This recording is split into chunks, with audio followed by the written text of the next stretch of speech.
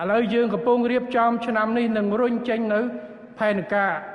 4ខេត្តរបស់យើងការ4ខេត្តឆ្នេរសមុទ្រដែលរុញចេញពីខេត្តព្រះសីហនុដើម្បីជំរុញឧស្សាហកម្ម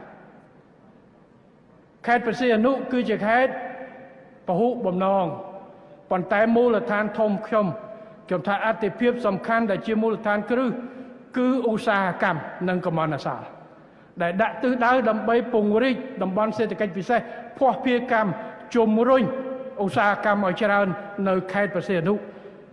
ហើយសង្ឃឹមថាខេត្តព្រះសីហនុដែលអាចទាញបានប៉ុន្តែយើងមានសក្តានុពលខាងទេសចរមានសមុទ្រយើងមានកោះប៉ុន្តែពិពិធកម្មត្រូវតែធ្វើហើយមូលដ្ឋានធំជាទូទៅនៅតាមប្រទេសដែលមានកំពង់ផែគឺឧស្សាហកម្មនិងភស្តុភារកម្មនេះឯងដែលជាចំណូលធំបំផុតរបស់ខេត្តនៅ Shanghai នៅ California នៅកោះកុងនៅ Singapore